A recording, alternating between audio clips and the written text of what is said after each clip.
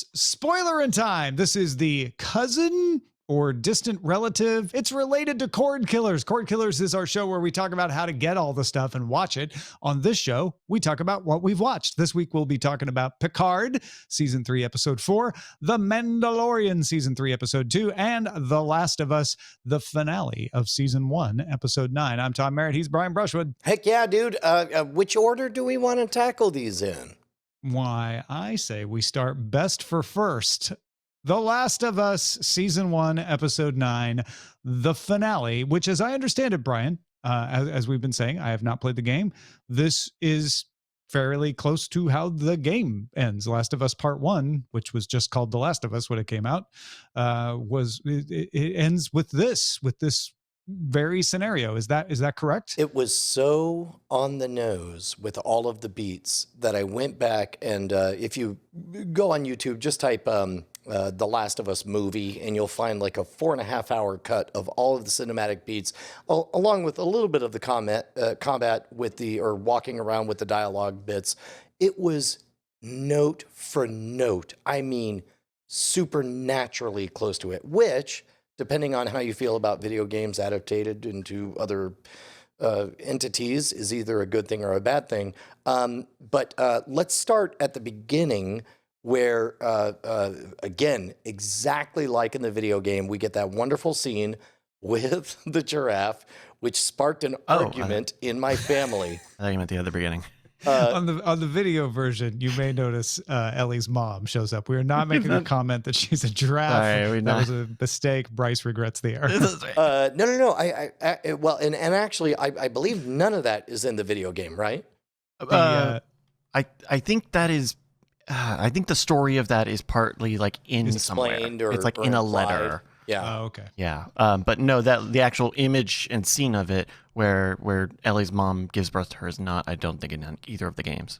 And that is the voice of Ellie playing Ellie's mom, Ashley Johnson. What's funny is my kid didn't know that. Josie just heard it and was like, I think that's the actual voice actress for Ellie. Yeah. And maybe she was doing that thing where she was taking credit for some article or TikTok that she saw, but it was still very impressive. That alone was a powerful scene. It reminded me a little bit of, there's something that happens once you become a parent where it's just this unfair cheat code to the depths of your heart, to your lizard brain, your amygdala, when you see a baby like that. I think that was a good primer to set everything up. But then we get to the giraffe scene, which is, again, note for note exactly from the video game. Had an argument. All of us argued whether or not the giraffe was CGI. Oh my gosh, we did the same thing. We were sitting there debating, like, I guess it could have been CGI. Did you find out the answer? I found out the answer. CGI. And it will surprise you. Tom, what do you think the answer is? The answer is it was real. Okay. It was real, but you know what was CGI? Literally everything else. Yeah. No, that makes sense to me. It was the two of them all in a blue screen.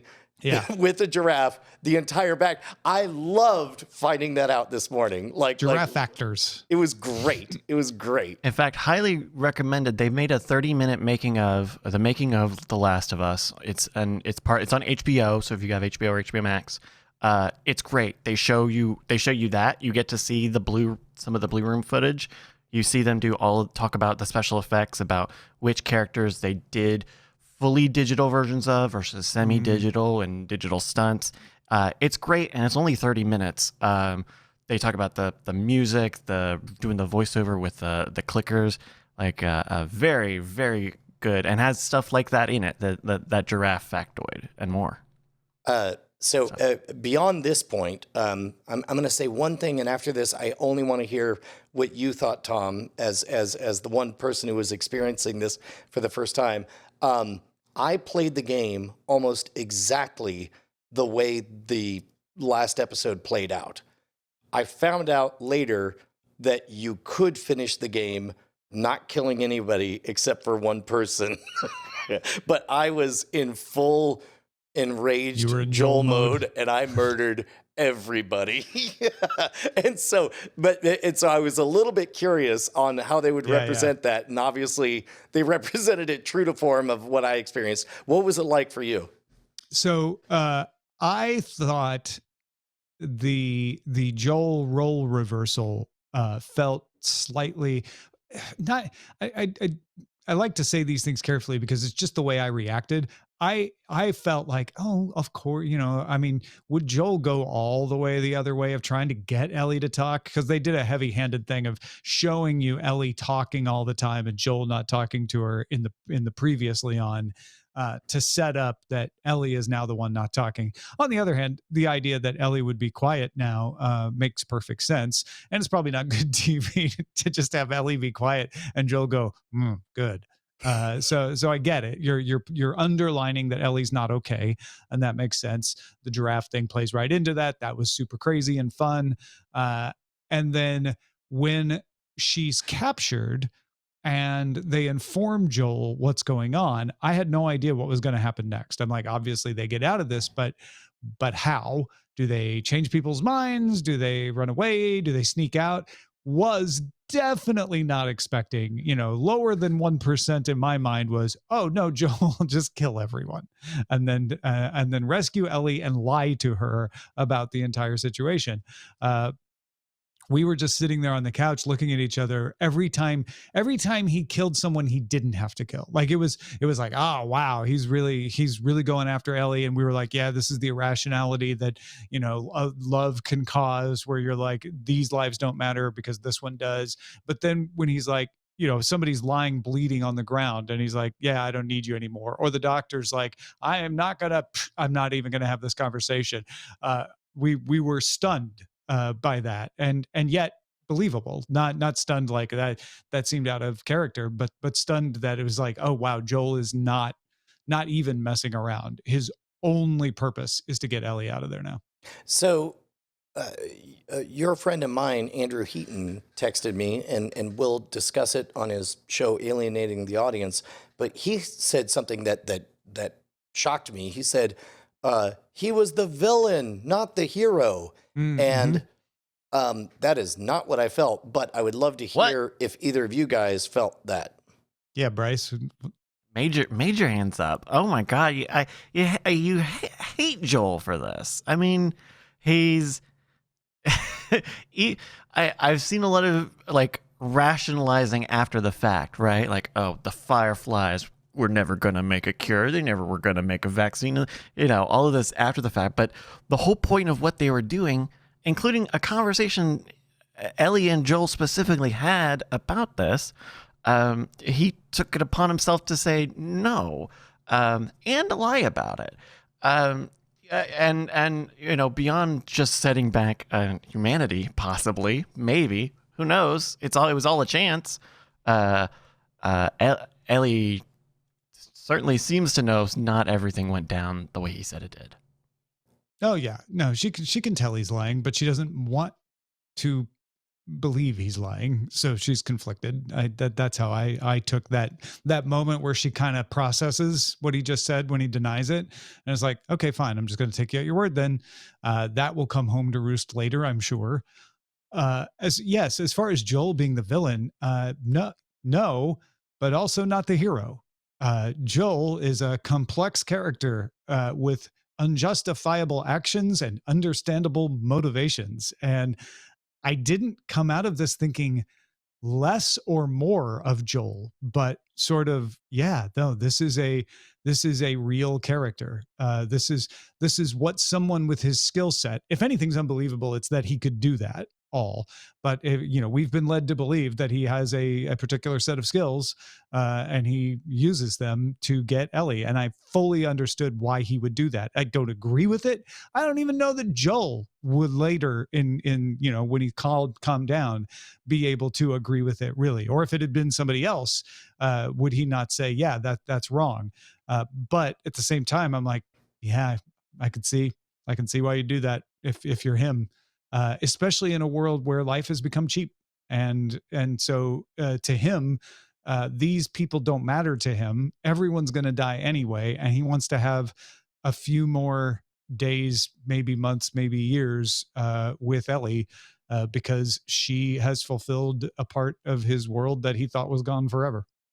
So, in an alternate universe, I never would have played this game if it weren't for our friend Rob Krekel, who sent me a PlayStation and sent me the game, and I played it live online. And I remember being so surprised at the end of the game because it was so clear that it's like, get the thing to the things to save the world.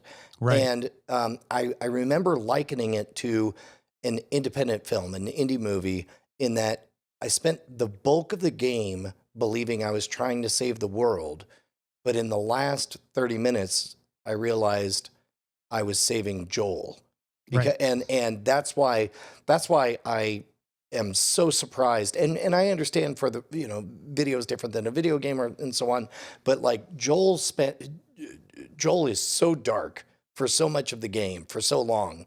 And in TV format, it's easy to be like, oh, he's going to become a big old softy and it'll be fine. But in the video game, he was just broken and guarded. Mhm. And in the end, he reaches that moment where he opens his heart up again. And once, like, for somebody who had, a child ripped out of his life, to open himself up again, I understand how it would be off the table to, Yeah. shrug and just treat her, as he earlier on says, cargo. And instead, no, that's his surrogate daughter now. And everything's on the table, up to and including anybody who, and they make it pretty clear, especially with the Marlene scene, where it's like, it's not personal. It's just that I'm aware you'll never stop until you get us. So I'm So just I have gonna to do this. just Yeah. gonna cut that thread. And Because this is he's in his mind, I think he doesn't want to make the same mistake he made with his daughter. Now, that's not a rational thought, because what happened with his daughter is in no way comparable, but it's an emotional reality of he has blamed himself, questioned himself, thought he hadn't done enough to protect Sarah. And so now that he has a chance to protect Ellie, he's going to do literally everything to protect her. And he does. hopefully this isn't talking out of school, but at the very beginning of the second game, there's a scene where Ellie finds out that maybe she. Oh, wow. Okay. Yeah. Oh, Maybe okay. you shouldn't have told me that. Why? Wait, I mean, Well, because I didn't- didn't. One of the things I just said is I assume that we're going to have a moment where the chickens come home to roost, but now I know it comes pretty fast. yeah, right. But Joel also said, if God gave me the chance to go back in time, I would have done everything exactly the same. And he is unrepentant. And as the player, as the first person Joel who experienced the game, I also felt that way. And I think that's why I find it really curious, folks who feel like he's a villain. This sounds like a good opportunity to say cordkillers@gmail.com. Let us know. I don't think you can say he isn't villainous. Like whether he's a villain or not, I don't think he's the villain of the story either, though, right? It's villain doesn't apply in my mind. That's just the wrong word. There are elements of villainy in what he does. Absolutely. Is he the bad guy? No. It's just too complex of a story for that category to fit. The way I look at it. I mean, he definitely did wrong. Yes. But is that all it takes to be a villain? Well, I mean, that's a great and it's a great question, Tom. But he did wrong. He did really, really wrong. He killed a lot of people. He did a lot of this, and I'm glad he could find someone. Now, do you want him to be stopped? Do I want him to be stopped? Yeah. Should he pay for his crimes? I mean, how many people are you allowed to kill? Now be everyone taking vengeance for Firefly and stopping Joel and bringing him to justice? I'm just saying, that's the where did story the of a bodies villain. stop? And who decides where the bodies stop? Yeah. Well, Yeah, exactly. In this world, who decides? And I guess what I'm getting at with that question is, yes, Joel did not have the right to do any of that. He was absolutely in the wrong. If you feel he's the villain, then you should want to cheer for someone to now stop him and bring him to justice. I guess if that is the way that the path must diverge in a road. That's the story of a villain, is what I'm saying, right? You don't take a villain and then go like, oh, and I hope he settles down quietly in the Colorado town, in the Wyoming town, and has a good life. Like, that's not what you want for villains. Sure. But yeah, I mean, I don't know. That's why I think it's more complex than just simply villain, is what I'm saying. Because I don't disagree with anything you're saying about, like, yeah. And I didn't say villain. Villain's a tough thing to try to hit, but I think he definitely did something dastardly. I think. Sure. I think there's a better way of looking at it. It's a hard way to just forgive it all. Yes. What should happen to Joel for this? What are the consequences? What should the consequences be? Yeah. That's a trickier question, but that's the question. Maybe that'll be what season 2 is about. I know Brian's sitting there like, I could tell you answers to all of this. Well, as is everybody who's played Last of Us Part 2, right? Well, I'll say this, Tom, right? Like, we've seen the end of this season. Would you go play, because it's out now, would you go play The Last of Us Part 2, or are you going to wait, say, because it might be about 2 years or so before the next season shows up, if that even tells the whole story of that game, which it might not. They have said, as we mentioned on Cordkillers, that they are not going to tell all of Last of Us Part 2 in season 2. They're going to have to take at least 2 seasons. They didn't say how many to tell that story. Yeah. But would you wait for the show, or would you go play the game, Tom? I will play Part 1 now. I will wait. You're going to really enjoy it playing Part 1. I will wait to play Part 2 until I've seen whatever they have for us. Because I didn't love this ending, the ending decision when I played the game, and I think that's partly why I didn't play the second game. Okay. Granted, who knows, right? And it's not like I know Brian's smirking over there enough for me to know that maybe this stuff gets addressed, but also at the same time, it was tough. That's a tough ending to sit through and have to play, and I think not having to play it makes this episode weaker. Oh, sure. Yeah.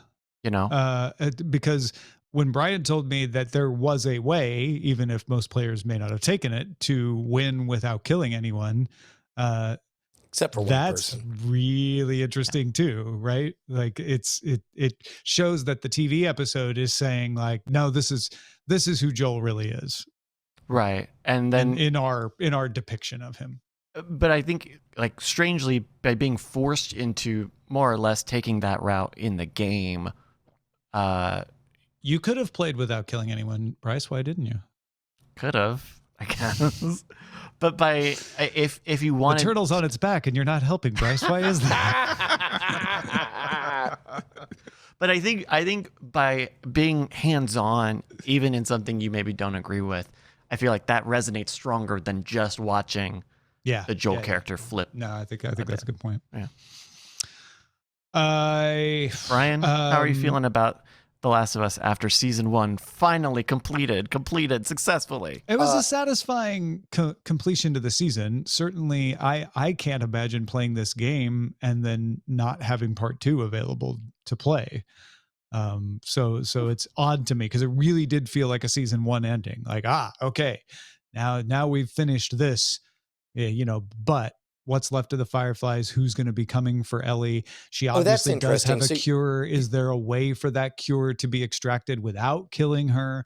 There are questions that can be raised in a season 2. It didn't leave me saying like, well, I feel like I've finished the story. I don't need to know anything else about Joel and Ellie. They lived happily ever after. There's lots of leads there. To be honest, so that's an interesting distinction, is that you watch this knowing that there's a second game. Yeah. I played the first game not knowing if that was all there would ever be. And I was okay for a long with time too. I was, when I finished, I'm like, I'm perfectly fine with that interesting question and what it means to, to adopt a child and to be a father. And sometimes, various parents have different attitudes about what you're okay fibbing about. For example, I'm fine fibbing about Santa Claus. I would not be okay fibbing about other things. But yeah, I don't know. When it might be too far for me to reach back to, and in fact, somewhere out there is me playing through this game, and my thoughts are out there. If anyone can find them, cordkillers@gmail.com. But I'd love to know what 10 years ago Brian thought when he finished the game. Yeah. It was a satisfying conclusion, though. Any other thoughts on Last of Us season 1, episode 9? It's great. It's great. The only reason to be a new complaint I've never heard before, Tom. It was too much like the original video game. That's the thing I ain't never heard. That was great. Yeah, that's interesting. All right, that is The Last of Us season 1, episode 9. Let's talk about The Mandalorian season 3, episode 2, Deep into the Cave of Monsters. Kurt Vonnegut once explained the shapes of stories, and one of the 3 he talked about was man falls into hole. Now, it needn't be a man, and he needn't fall into a hole, but he starts off a little bit above equal. Oh, God damn it. He gets it back. That's what we got. Guy falls into a hole. Mando falls in hole. R5D4, not so helpful. Yeah, I'm not in love with R5D4 being there at all. Like, the only reason any of us know, or most of us know, the name of that droid is because he was almost like R2D2, and he was an action figure, right? And in canonically, he was a garbage character, literal garbage that they tried to pawn off on the Skywalker family. So I don't know how much I love him being there. I don't know how much I love, this weird quasi-agency we're seeing from Grogu. I don't know how much I care about the weird baptism that Mando needs to go through. I don't know how much I care about Bo-Katan. I don't know how much I care about Amy Sedaris' missing tooth. It sounds like maybe you don't care about these things. Just as an outsider? I'm trying real hard. Not trying to push judgments on you, Brian. I'm just seeing a pattern. I'm a pattern recognizing Mandalorian over here. I'm very surprised because I did not think that this is how I would feel. Tom, do you have the same reservations about this episode? I liked this episode better than the first one. The first one just felt flat and like silly. And I don't mind a little silly, but it had too much silly. I don't know how much I care about R5D4 either. I'm 100% with you there. I want to care more than I do about Bo-Katan, because I love that character from Rebels and from Clone Wars.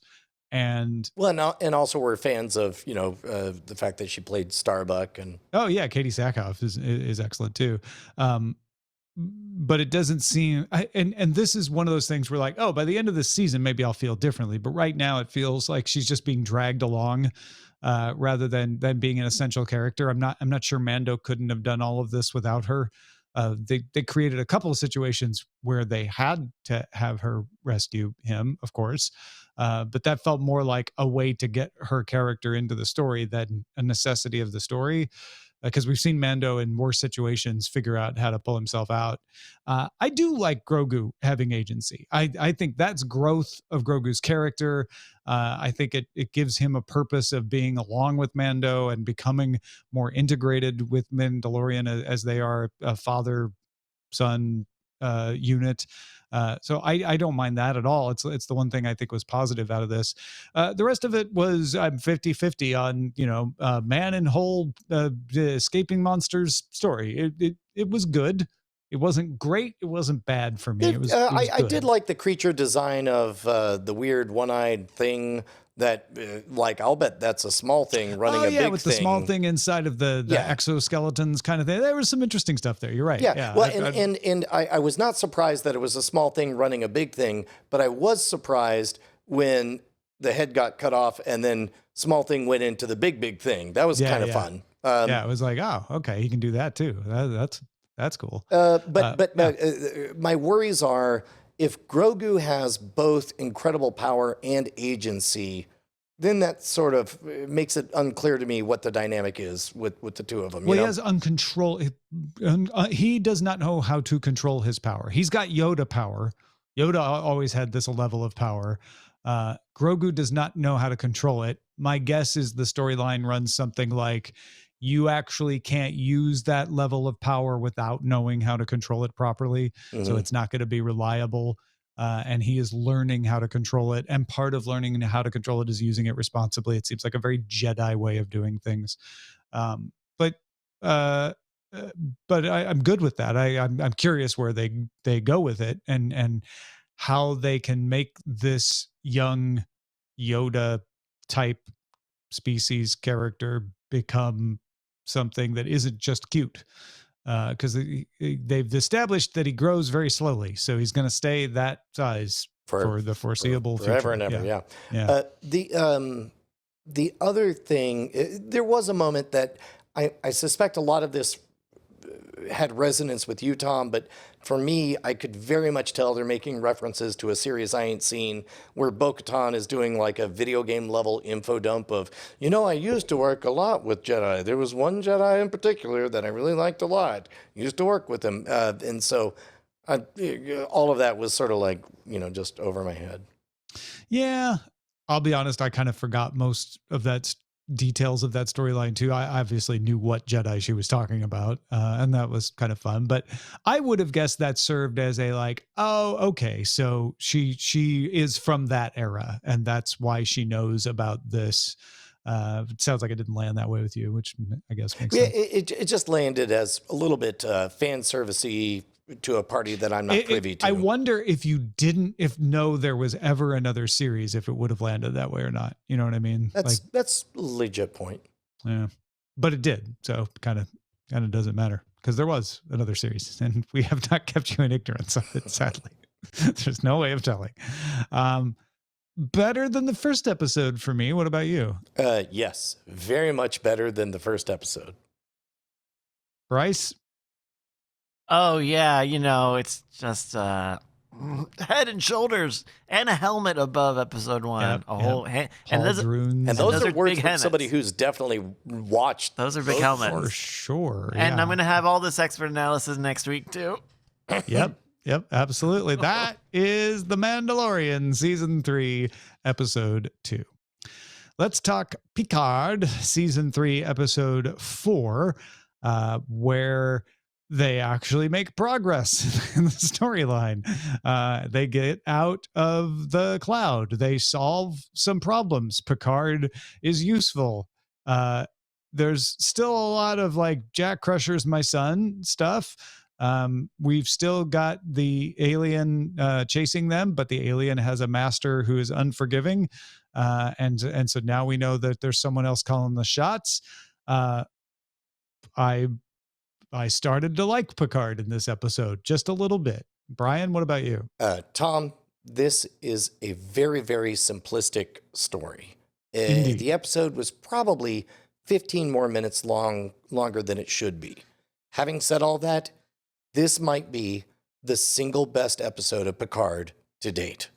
I thought it was excellent. It was straight up a Star Trek The Next Generation episode. It ended with an admiral's log setting up like there are still unsettled questions or whatever. Yeah. It had a couple of surprises. It felt the most Trek of anything outside of Lower Decks I've seen since Star Trek, since Deep Space Nine or Voyager ended. And Brian hasn't experienced Strange New Worlds yet, so for those of you who have, that's why he's screaming that. Correct. Yeah. But no, I had the same thing. I was like, oh, this feels like an episode of Star Trek. I agreed. Yeah, and it didn't rely on brand new dynamics. It did a little bit in the. It was kind of fun to see the tractor beam used to slingshot a meteor to hit the bad guy I threw a and all that meteor stuff. at him. It's a little bit silly, but it's within the realm of Star Trek silly. Correct. And also within the realm of Star Trek silly is a mother of Picard's child is the one who figures out that there's a rhythm to the contractions. And she's a doctor on top of it. And then on right? top of that, it's Strange New Life and. But that to your point, it's stripped from TNG, where Dr. Crusher did exactly those kinds of things in medical because she was Wesley's mother, right? Like, so in this case, it's just a different son that we're talking about. But that stuff where she's like timing the contractions, I was like, oh, that's like classic Beverly behavior, like just picking up on something that nobody else knows because of her expertise and experience, and that's good stuff. I like it. Yeah, and Will Riker continued to showing up in force. I got directing. Yeah, right. He directed this episode, which is why probably it was really, really good. I was a little bit annoyed by, okay, so we have big world, little world. Big world, they're in trouble. Little world, they have to hunt down this bug hunt of a changeling. How long are they going to stretch that out? Turns out not very long. And along the way, we got the story. I began to actually care about the original captain of the Titan, and where he tells a story about being this, little. I think they use a curse word for him in Chicago. And by the way, Bryce, did you happen to watch this?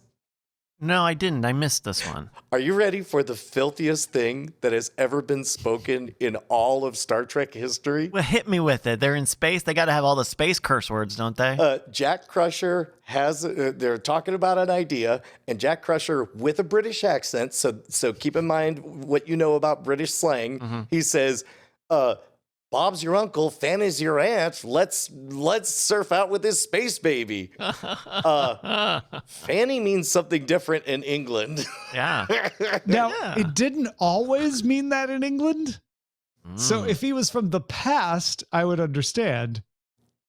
So my only explanation to Brian when he texted me this was maybe so far in the future, it doesn't mean that anymore. Correct. But also, we're watching it now, and they chose to use that phrase. Yes, and that was a bit of an eye raiser. That caught my attention too. I was like, Bob's your uncle. Whoa, wait a minute. Bob's your uncle already pretty naughty. Yeah. And then maybe having uncles out here. No, Bob's your uncle. Like I say that sometimes in jest. Yeah. I don't continue the phrase. For the uninitiated who are American, Bob's your uncle was a euphemism for having sex. Really? Fanny's your aunt. We think of a Fanny as a behind in the Americas. Bob's your uncle is one of those things where like it's innocent until it's not, right? It's all in the intention behind it. Fanny, on the other hand, like you're just, we are that already, was a name. Like, there's a lot of people blushing listening to us right now. Yeah, yes. Some people have been named Richard and Fanny and Beehole. There's so many names out there. It's a panoply of beautiful words. Lil bitch.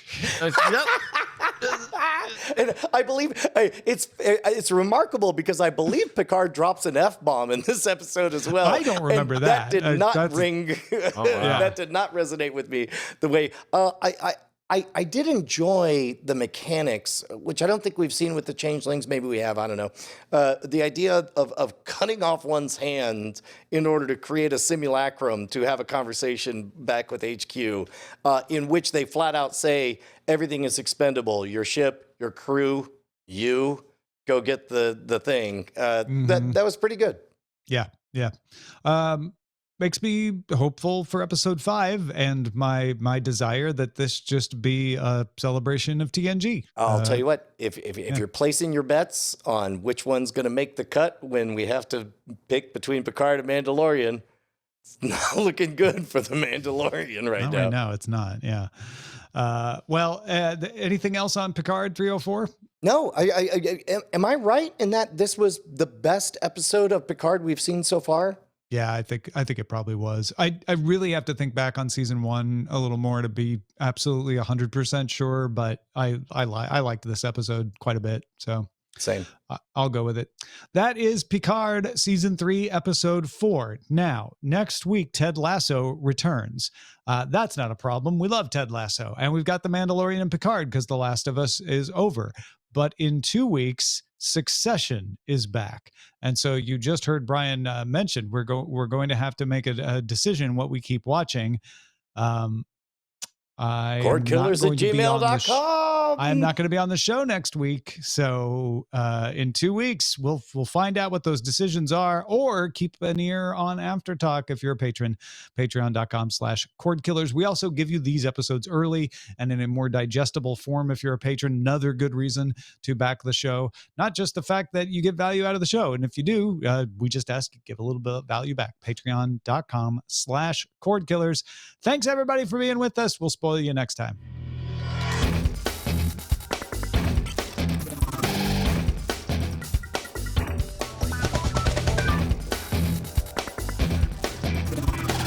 Diamond Club hopes you have enjoyed this program.